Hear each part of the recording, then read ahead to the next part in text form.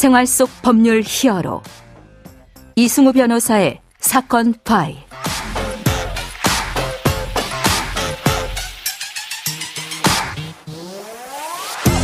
안녕하세요. 이승우 변호사입니다. 각종 사건 사고에서 여러분을 구해드리겠습니다.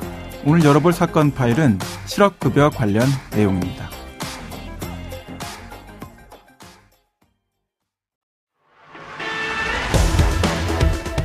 실업급여가 일해서 버는 돈을 넘어서는 경우가 많다는 지적이 이어지자 정부와 여당이 제도 개선을 본격적으로 추진하기로 했습니다. 하한의 기준을 낮추거나 아예 폐지하는 방안이 검토되었는데 노동계 반발은 물론 입법까지는 갈 길이 험난하다는 분석입니다. 근로자에게 직업과 그로 인한 소득은 중요한 생계 유지의 수단이 되죠. 그래서 직장을 잃고 전직하는 과정 또는 구직하는 과정에서 일정한 수준의 실업급여를 지급해서 근로자의 생활이 일시적인 실직으로 인해서 무너지는 것을 방지할 필요성은 매우 큽니다. 자, 그렇지만 또 사회 일각에서는 실업급여가 악용된다, 남용된다 이런 문제가 또 발생하고 있어서 또 이에 대한 지적도 적지가 않습니다. 이런 점들을 고려했다고 하는 정부의 실업급여 개편 내용에 대해서 법무법인 법승 형사법 전문 변호사인 배들찬 변호사 알아보도록 하겠습니다. 안녕하세요, 변호사님. 네, 안녕하세요. 배들찬 변호사입니다. 네, 자, 정부가 최근에 실업급여 제도를 손보겠다 이렇게 나섰습니다. 야당에서는 반발이 상당히 지금 있는 상태인 것 같고요.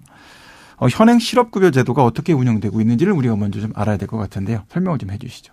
네, 실업급여란 쉽게 말해 고용보험에 가입한 근로자가 180일 이상 일한 뒤 비자발적으로 일자리를 잃었을 때 국가로부터 지급받는 수당이라고 할 수 있습니다. 예. 실업으로 인한 생계 불안 극복 및 재취업의 기회를 지원하려는 데 그 취지가 있는 것인데요. 예. 실업급여를 받을 수 있는 요건은 크게 두 가지로 첫 번째로 고용보험 가입자가 180일 이상 일해야 하고 예. 두 번째는 자의가 아닌 타의로 실업이 되어야 합니다. 비자발적이라는 의미가 이렇게 설명이 되는 거죠? 자의가 아닌 타의로 실업이 됐다. 네, 여기서 말하는 타의란 예. 가령 권고사직이나 계약기간 만료 등을 의미합니다. 예. 네, 실업급여는 근로기간과 나이에 따라 최소 120일에서 최대 270일까지 받을 수 있습니다. 네네. 현행 실업급여에는 1일 상한액과 하한액이 있는데 상한액은 일 6만 6천 원, 예. 하한액은 약 6만 1천 원으로 최저임금의 약 80% 수준입니다. 예. 따라서 이를 월 단위로 계산하면 현행 제도상 월 최저 실업급여는 약 185만 원 수준이고 예. 월 상한액은 198만 원 수준입니다. 큰 차이가 나지는 않는군요. 네, 맞습니다. 자, 그러면 정부에서는 이제 실업급여 제도를 어떤 방향으로 개편하고 싶어 하는 건가요? 네, 앞서 말씀드린 대로 현행 실업급여는 하한액이 존재하는데요. 예. 현행 제도상 실업급여 수급액은 원칙적으로 평균 임금의 60%를 주는 것이 원칙인데 예. 만약 이렇게 받게 되는 금액이 최저임금보다 낮게 되면 최저임금의 80%, 예. 1일 8시간 기준 약 6만 1천 원을 받게 됩니다. 예. 이를 월로 계산하면 월 최저 실업급여액은 185만 원 수준이 되는데 예. 정부는 정부는 이러한 실업급여액이 과다하다는 이유로 하한을 낮추거나 폐지하는 쪽으로 개편을 검토 중입니다.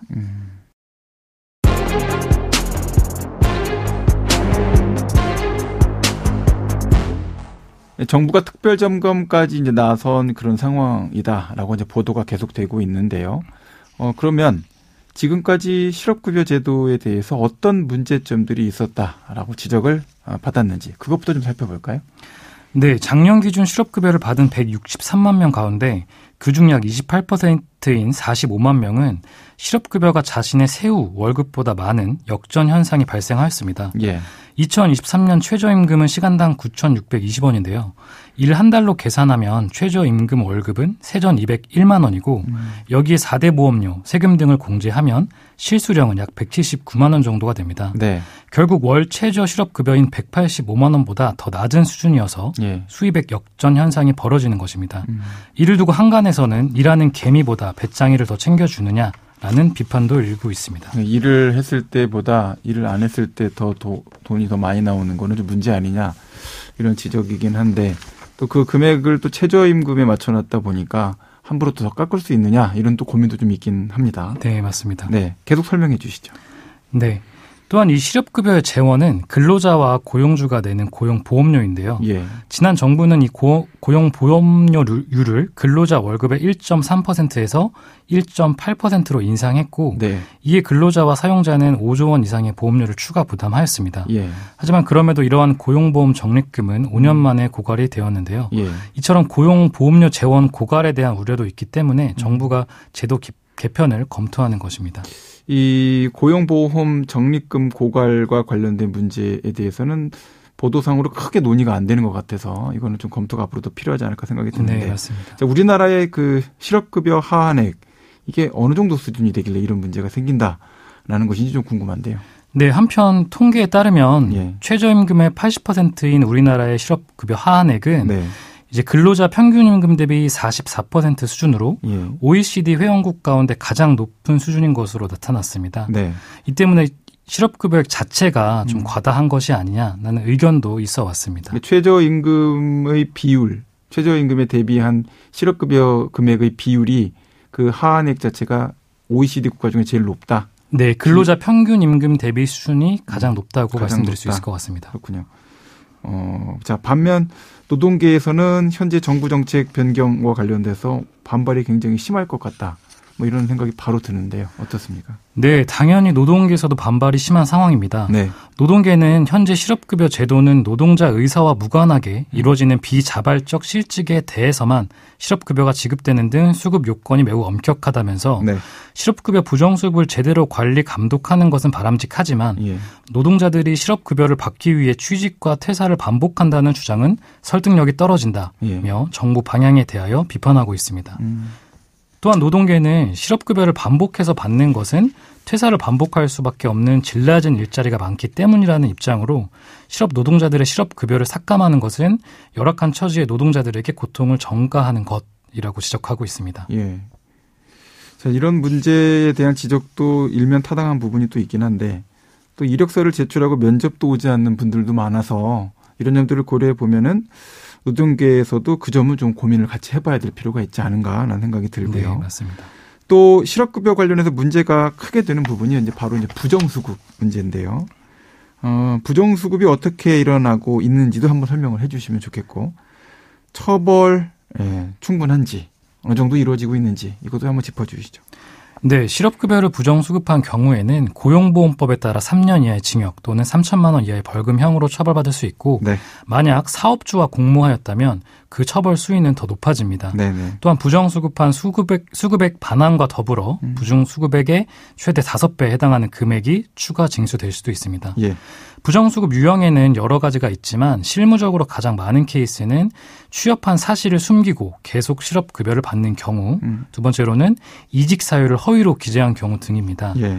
실업급여 부정수급 사건의 경우 통상 초범인지 여부, 부정수급액의 정도에 따라 처벌 수위가 결정되는데 예. 작년까지만 해도 부정수급액이 약 1,000만 원 이하라면 초범인 경우에는 검찰에서 기소유예 처분을 받는 경우가 많았습니다. 예. 하지만 최근 제가 실제로 사건을 직접 진행하며 경험한 바로는 부정수급액이 500만 원만 넘어서도 검찰로부터 벌금형, 약식 기소를 받는 경우가 크게 증가했습니다. 예. 또한 최근 정부에서도 실업급여 부정수급에 관하여 특별 점검을 강화한다고 밝힌 만큼 실업급여 부정수급에 대한 처벌 수위는 보다 높아질 것으로 보입니다. 예. 자, 오늘 실업급여 제도에 대해서 법적으로 이야기 나눠봤는데요. 자, 관련해서 법적 조언 하나 주시죠. 네, 가장 많이들 하는 오해 중 하나는 실업급여를 받는 중 일용직이나 단기 아르바이트를 해도 괜찮다고 오해하는 것인데요. 네. 하지만 이 또한 실업급여 수급 기간 중에 취업행위에 해당하기 때문에 만약 실업급여 수급 기간에 단기 아르바이트를 하게 된다면 예. 반드시 담당 관할 고용보험센터에 신고를 하여야 합니다. 네네. 또한 자신이 소기업에 일하는 경우 자신의 근무 형태가 정규직인지 계약직으로 일하는 것인지 명확히 파악해야 하는데요. 예. 실업급여는 계약 만료 등 타의에 의하여 퇴직한 경우에만 수급이 가능한데 최근 소기업에서 근로자에게는 계약직인 것처럼 말하고 예. 고용센터에서는 근로자를 정규직으로 채용한 것처럼 허위 기재하여 청년 추가 고용 장려금을 지원받는 사업장이 종종 있습니다. 예. 이 경우 근로자들은 자신이 계약기간 만료로 퇴사한 것으로 오인하고 실업급여를 신청하게 되는데 후에 정규직이었던 것으로 밝혀져서 실업급여 부정수급으로 조사를 받게 되는 경우가 꽤 있습니다. 예.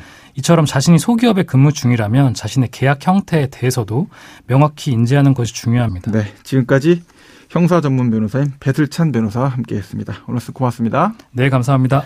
생활 속 법률 히어로 이수구 변호사였습니다. 내일도 사건에서 여러분들을 구해드릴 사건 파일 함께 알겠습니다.